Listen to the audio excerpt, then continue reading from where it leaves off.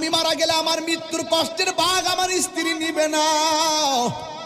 আমি মারা গেলে আমার কবরের ভিতরে বৃষ্টির পানি গলা পর্যন্ত উঠে যাবে।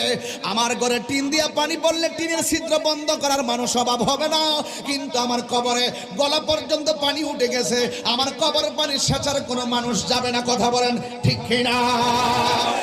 এই জন্য যুবক, আমি কি বুঝাইতে চাইতেছি, এই দুনিয়ার কেউ কাহার আপন হবে না। আপনি মরে যাবেন, আপনি মৃত্যুর বিছানায় পড়ে থাকবেন, কিন্তু আপনার কাছে একদিন আজরাইল যখন চলে আসবে, মায়া নিদন হারাইলাম ঘুমের ঘরে স্বপনে, আর কি দেখা হবে রে লালমাইবাসী জীবনে। ওরে রং হাসির খোরাক দিচ্ছেন, আল্লাহর কসম করে বলছি, রং মোহনে থাকবার বন্ধু পালঙ্কে শুইয়া, কোন সন্ধানে আজরাইল ঢুকিল আসিয়া। ওরে দুয়ারে প্রহরী থইয়া প্রবেশ করল, আরে প্রহরী থইয়া প্রবেশ করল কেমনে, আর কি দেখা হবে রে লালমাইবাসী জীবনে।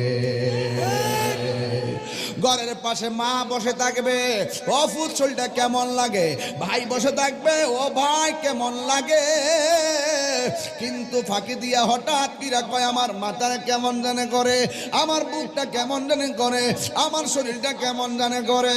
বাজার থেকে অ্যাম্বুলেন্স আনে, আইনা অ্যাম্বুলেন্সে ঢোকায়, দরজা জানালা বন্ধ, অক্সিজেনটা মুখে লাগায়, যাইতে যাইতে রওনা ঢাকা লেভেল, যাইতে যাইতে ঢাকা স্কোয়ার, অথবা চলে যাবে গ্রিন হসপিটাল, কিন্তু গাড়ির ভিতরে সে ডাইনে যায় বামে যায়। ঘরের মানুষ ভাবতেছে তাড়াতাড়ি ডাক্তার কাছে নিলে মনে বাঁচানো সম্ভব।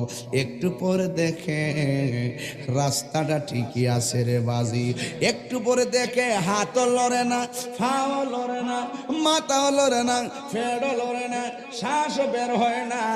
এবার গাড়ির ভিতরে মানুষগুলো ডানে তাকায় দেখে গ্লাস বন্ধ, বামে তাকায় দেখে গ্লাস বন্ধ, একটু বাতাসও গাড়ির ভিতরে ঢুকতে পারে না। এই ঘরের ভিতরে এত বড় আজরাইল গাড়ির ভিতরে কেমনে ঢুকলো? না মদিনা বলো,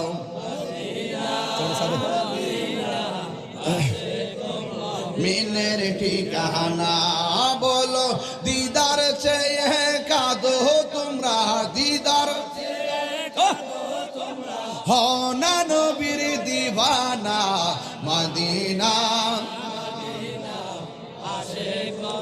মিনের ঠিকানা বলো মদিনা, আসে গম মিনের ঠিকানা।